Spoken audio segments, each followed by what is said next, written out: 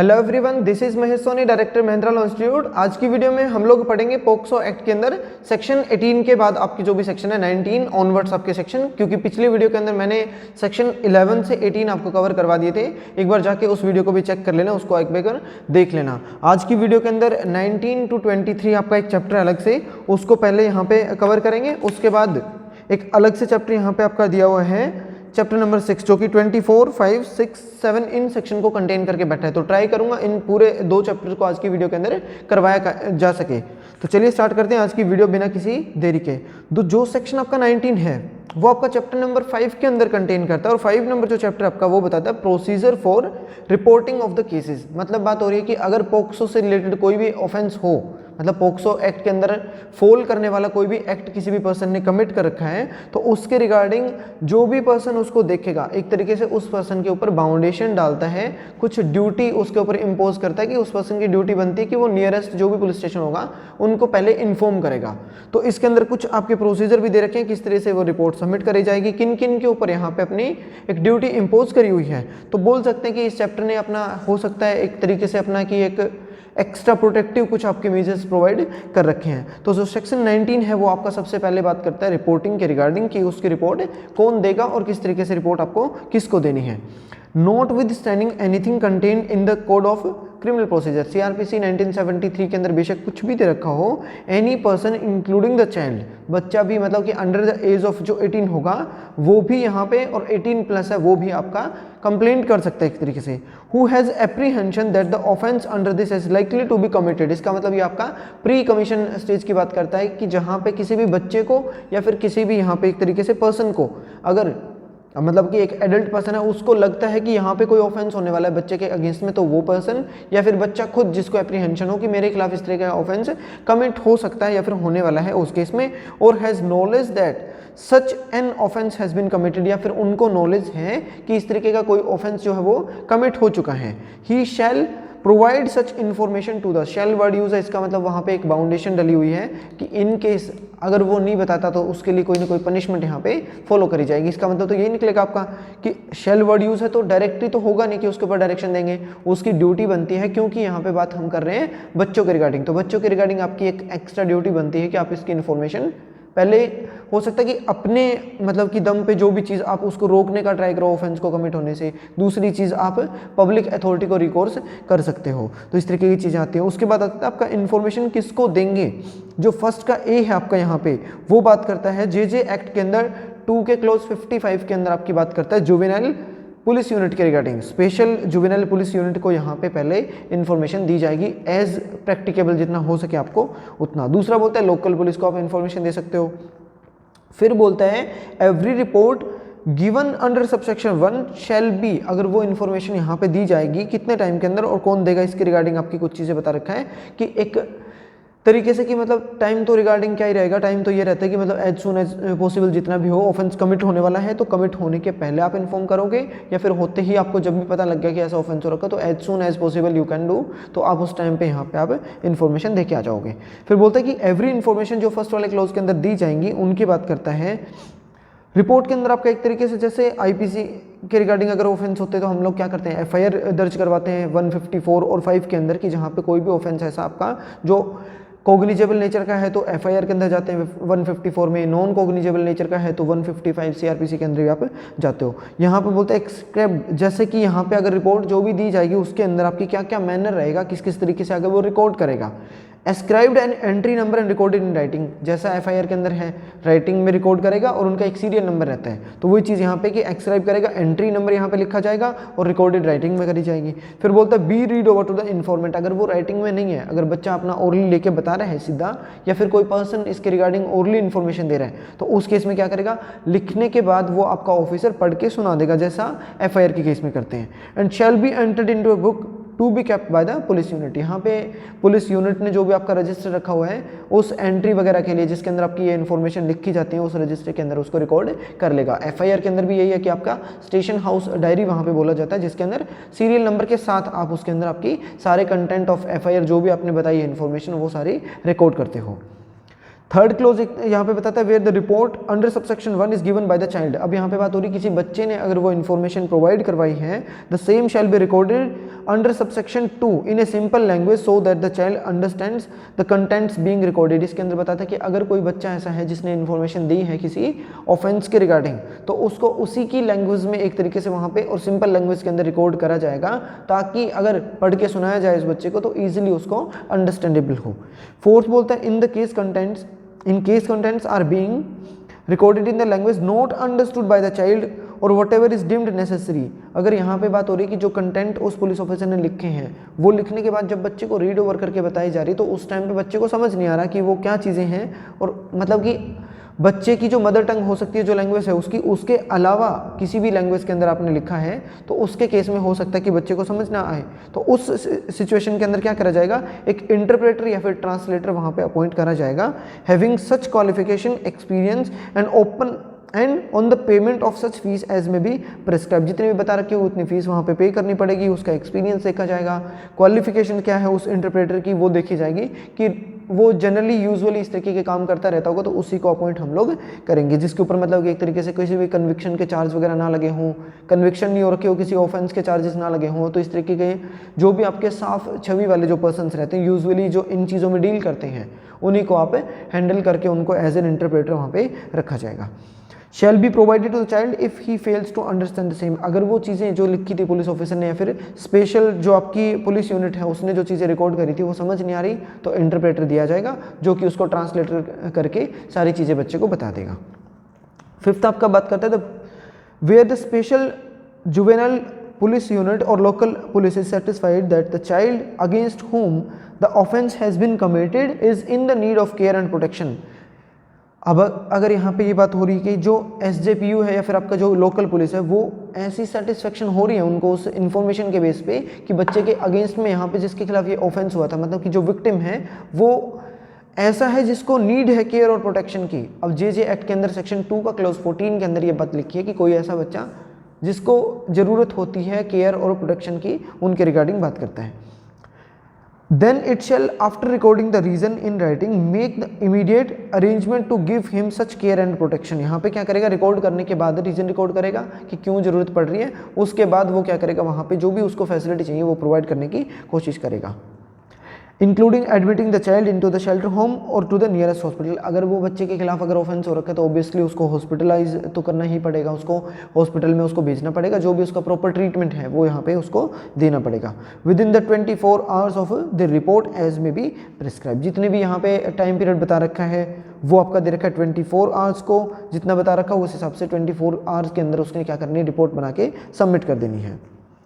Sixth आपका जो close है वो बोलता है स्पेशल जो आपकी जुवेनाइल पुलिस यूनिट है वो और local police without unnecessary delay but within the period of 24 hours report the matter to the child welfare committee. ये यहाँ पे एक तरीके से आपकी आफ्टर रिपोर्ट की बात करते हैं ये क्लोज कि रिपोर्ट करने के बाद वो क्या चीज़ करेंगे, मतलब कि रिपोर्ट जब आपने दर्ज कर दी तो उसके बाद के स्टेप बता रहा है कि जो रिपोर्ट दर्ज करने वाले ऑफिसर हैं उनका क्या क्या रहेगा। एक जैसे क्लोज नंबर 5 के अंदर था कि अगर उनको लगे कि नीड है केयर एंड प्रोटेक्शन की तो वहाँ भेज देंगे, शेल्टर हाउस में या फिर हॉस्पिटल में भेजेंगे, आफ्टर रिकॉर्डिंग की बात कर रहे हैं। दूसरा यहाँ पे बोलता है कि अगर उनको लगे, यहाँ पे ये क्या करेंगे उसके रिगार्डिंग आपकी एक ड्यूटी टाइप में दे रखी है, shall without unnecessary delay within a period of 24 hours report the matter to the child welfare committee. Child welfare committee की डेफिनेशन सेक्शन 2 के क्लोज 22 में दे रखी है, JJ एक्ट के अंदर एक बार जाके देख लेना। एंड द स्पेशल कोर्ट और where no special court has बिन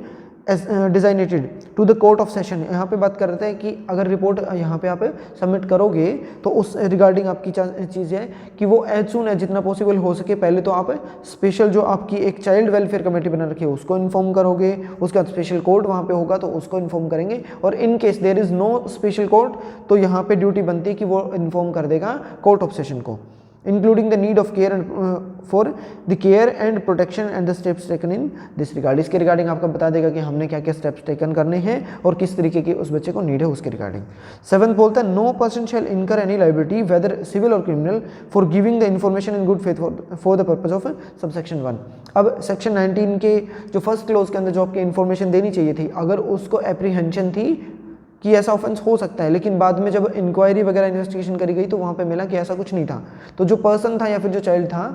अब उसने क्या करी, वो इन्फॉर्मेशन गुड फेथ में दी है ताकि prevention of commission of offence हो सके, तो उसके रिगार्डिंग उसके ऊपर किसी भी तरीके की सिविल और आपकी क्रिमिनल लाइबिलिटी इंपोज नहीं करी जाएगी, ये यहाँ पे बताए हुए हैं।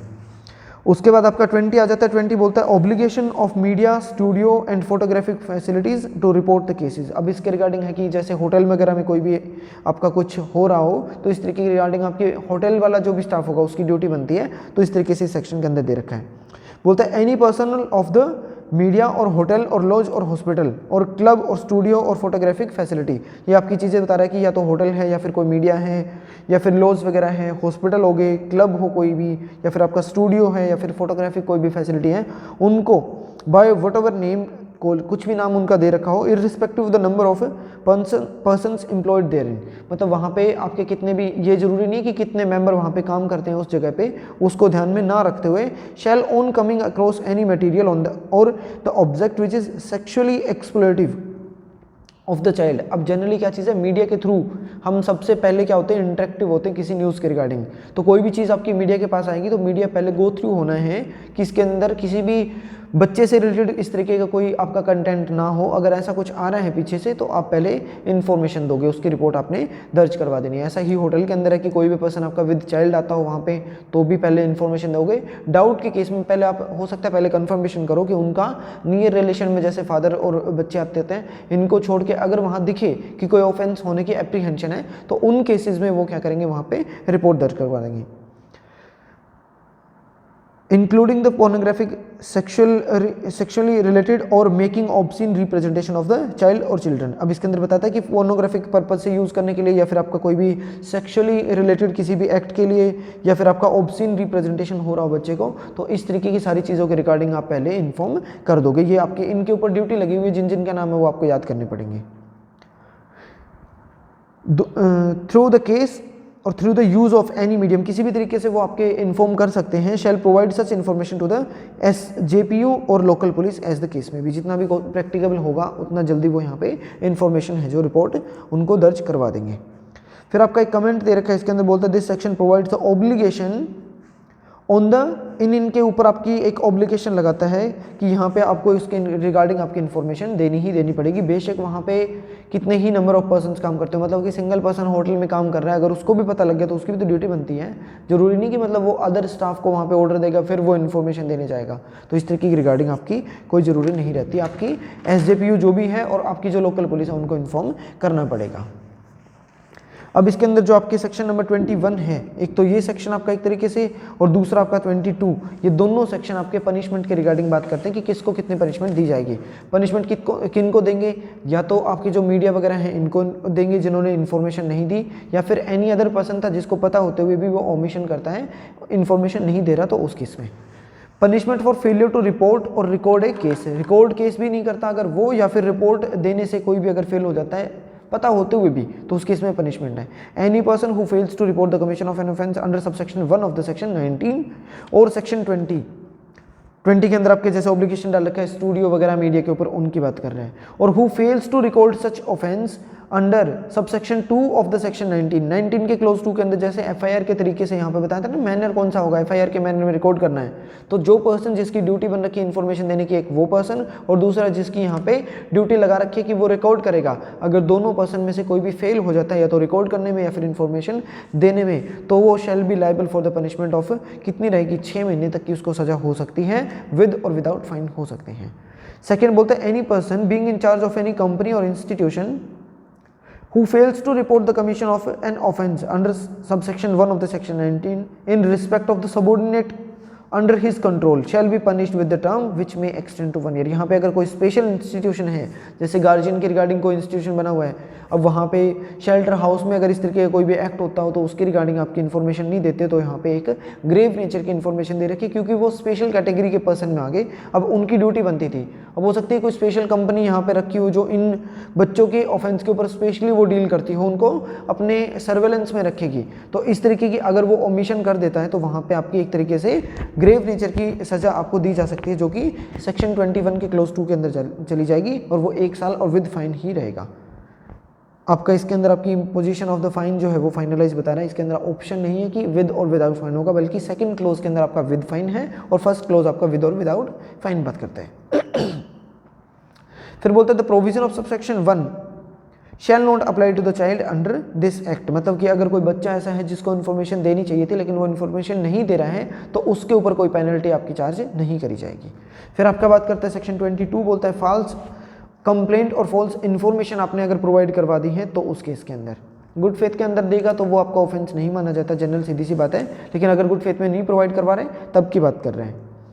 अब इसके अंदर बोलते हैं any person who makes the false complaint और provides the false information against any person in respect of an offence committed under section 3, 5, 7 and 9 solely with the intention to humiliate. अब इसके अंदर आपकी इंटेंशन बताता है या तो वो ह्यूमिलिटेट करने की इंटेंशन से, एक्सटॉर्शन करने की इंटेंशन से, थ्रेटन करने की इंटेंशन से या फिर उसको डिफेम करने की इंटेंशन से। अगर उसने इस तरीके की इन्फॉर्मेशन यहाँ पे झूठी प्रोवाइड करवा दी है, मतलब कि कोई ए पर्सन है और वो बी के अगेंस्ट में, जो कि एक रेपुटेड पर्सन है, उसके अगेंस्ट में ये वाला पर्सन आपका क्या कर रहा है, उसको थ्रेटन करने के लिए, ताकि ये बोल ले कि हाँ यहाँ पे आपके ऊपर मैं झूठे चार्ज लगाऊंगा ताकि उससे पैसे ऐंठ सके, इस तरीके की एक्ट करने के लिए, उसको ह्यूमिलिटेट करने के पर्पज से। तो अगर ऐसी इन्फॉर्मेशन जो कि झूठी निकलती है और ये प्रूफ हो जाता है कि उसने जो इन्फॉर्मेशन दी थी वो इंटेंशनली और झूठी दी थी, तो उसको सज़ा मिलेगी यहाँ पे 6 मंथ की विद और विदाउट फाइन हो सकती है।